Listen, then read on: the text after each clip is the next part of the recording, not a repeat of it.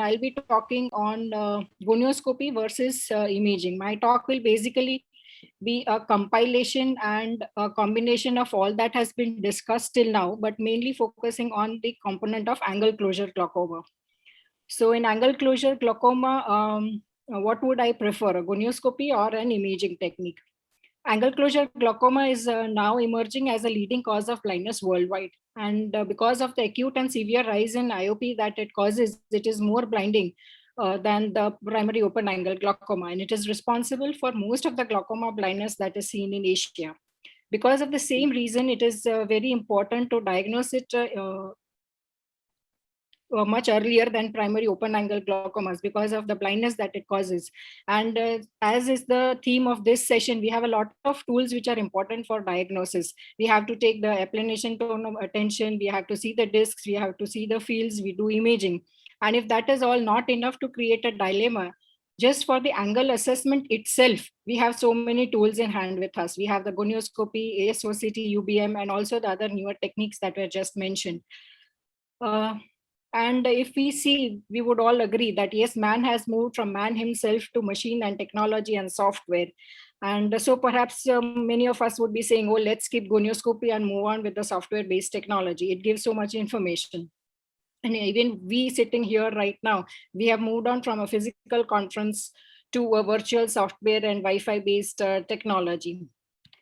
And precisely because that is the reason that when charts of people with glaucoma in a very large LA practice were analyzed, it was found that gonioscopy was documented only 50% of the time, which indicated that it was actually half the time it wasn't done. So why do people hesitate to do gonioscopy? We have heard its utility in various types and diagnosis of glaucoma. So why are still people hesitating to do gonioscopy? One is the technique related issues. It does require some amount of skill and experience. It is subjective. It is affected by the type of lens and technique that you're using. Being a contact procedure, it is uncomfortable for all, for the patient, of course, and also for the performing ophthalmologist. Time consuming to some extent. It cannot be done by a technician. And because of all these above reasons, it is not suitable for mass screenings. The interpretation by gonioscopy also has its own issues. There is inter and intra-observer variability, which is more with narrow angles. Because it is subjective, there is the inability to accurately document or compare structures longitudinally. We all do have our smartphones and CCTVs with us, but still we know that photographic gonio documentation is not so easy. There are various classifications in vogue, starting from the Spieth and Shees to the modified RP center. And there are indentation and light artifacts which are associated with gonioscopy. There are also specific cases, as we have just seen through the previous three presentations, where gonioscopy does not yield much information. For example, cloudy corneas. A case of acute angle closure or post-acute angle closure comes to you, the corneal edema still persists. So gonioscopy here will be of no use. So you want to do something else to see the angles underneath that cloudy cornea. You have done a PI well patent, you see the retro illumination and everything. But when you do the gonioscopy, you are still not sure how much the angles have opened up, or they actually have opened up or not. So again, here you need something else. A convex iris, occludable angles could be of various degrees. You do some intervention, you do a PI or whatever, and you do the gonioscopy. But again, what about the quantification? How do you measure your success? Has it opened from 0 degrees to 15 degrees or 15 to 45? How you measure and quantify your success of treatment? Then again, as just Mayur Madam has said, you have done a PI, but again, because of the dark Arcus analysis, you're not sure whether it's actually patent or not. So these are cases where gonioscopy actually falls behind. Plateau iris, it is responsible for 20% of the angle closure glaucomas, and pseudo plateau iris caused by iris cyst, it is the second common cause of angle closure in young patients. So whenever in gonioscopy you see that double hump sign or those humps and bumps, you always want to know what is there behind that hump and bump.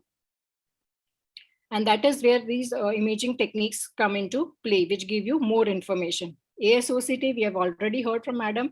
It gives true cross sections, objectivity is there, reproducibility is there. It gives precise quantitative measurements. Being a non-contact technique, it is very convenient for the patient and observer. And because these are software-based technologies, storage of data and transfer is easily possible. In the advances on the OCT, we also have the spectral domain OCT, which provides more resolution. We have the swept source OCT also, which gives a three-dimensional 360-degree photographic-like view. So this is actually very, very useful for demonstration and education of the patients, especially when you want to convince them for a prophylactic PI. So you can actually show the angles and explain them the status of their angles and need for a PI. And now, just like the RedCam, you have the iCam also, which provides a true color photograph of the angle, where you can see all the minuscule abnormalities also, like the goniosynechia, peripheral anterior synechia. In secondary angle closure, you can see the neovascularization, or you can even see the physiologic processes. Coming to the UBM, what is its added utility in angle closure? Whenever you see in gonioscopy this Mount Fuji or the volcano sign, you probably know that the lens might need extraction. So in this cases, doing a UBM will give you the lens volt and the lens thickness. So you might consider doing an early cataract extraction in these cases. Talking of plateau iris, here both gonioscopy and anterior segment OCT fall back, because the AS OCT will not give you any image or a picture beyond the posterior surface of the iris. So here UBM has to be done, which will show you that typically anteriorly rotated ciliary body, which shows the pushing of the peripheral iris anteriorly and the closure of the angle. Similarly, in the pseudo plateau iris, when you do the UBM, you can see those cysts or tumors, or it could be ciliary body edema or any mass which is lying behind and causing that pseudo plateau iris appearance and causing angle closure. We have been talking a lot of quantification and biometry of the anterior segment. So why do we need all those measurements? Basically, it is to provide reproducible criteria and to document the change, either longitudinally or following your treatment. And as just discussed, eyes with primary angle closure glaucoma, they are found to have a thinner iris, shorter trabecular ciliary process distance, and narrow angles, with acute angle closure glaucoma having the narrowest angle recess of all. So what does the shorter TCPD mean? Shorter TCPD actually means that these angles are susceptible to occlusion, and they may play a role in the development of peripheral anterior synechia. So perhaps these eyes may need more vigilant and close follow-up, and even may need a prophylactic PI. Darkroom provocative test, we have already heard about this. So imaging technique is very useful when you can actually quantify the amount of closure that happens, and that can help you to decide whether this patient will need a prophylactic PI or not. Coming to the comparison, again, gonioscopy and UBM are very contact procedures and quite cumbersome. So all of us, in fact, we might not ourselves also like a gonio lens or a UBM probe put into our eyes. Whereas anterior segment OCT is a very sophisticated non-touch technique, which could be done by technicians also. But for the same reason, again, talking of AS OCT, would you rely on something which is done by a technician or an operator? Or would you like to rely on something which you see with your own eyes? That is in gonioscopy. All the technologies are software based. So again, the software update and all those issues are always there with these technologies. And considering the cost, you can no way compare the cost of a gonio lens with that of an OCT or a UBM. So after all said and done, gonioscopy, yes, it is time consuming, but if skilled and you just spare some time with interest, it will gradually take less than a minute to do it. With a 4-mirror, 6-mirror lens, you can do a very quick 360-degree assessment of the angle width, both with and without indentation. Whereas you need to remember that with the imaging technique, you will only measure a tiny fraction of the angle at one point of time.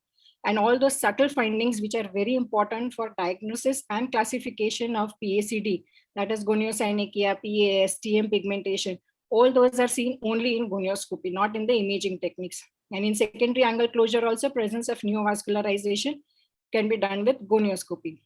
ASOCT, yes, it detects more angle closure than gonioscopy, but what does that clinically translate to? It just shows that you're going to do more of PIs. So perhaps a patient who does not actually need a PI might end up getting a PI. Plateau and pseudoplateau iris, already mentioned that OAS-OCT is just equivalent to gonio. It will not give you any additional information. UBM is the tool to go for these cases. Quantification, yes, it is very much available with the imaging techniques, but you have to remember that all the measurements are ultimately dependent on the location of the scleral spur. So this again is a subjective assessment. If the scleral spur is not identified, your parameters will be wrong. Longitudinal assessment, again, you will be unsure whether you're always examining the same region which you examined earlier. So some amount of measurement variability is also likely to be there. So at the end, there is absolutely no debate between these three tools. Gonioscopy is still the gold standard. You absolutely have to do gonioscopy in all your glaucoma suspects and glaucoma cases. Imaging is definitely a great adjunct, with UBM having the greatest anatomical range of information, but there's absolutely no substitute for gonioscopy.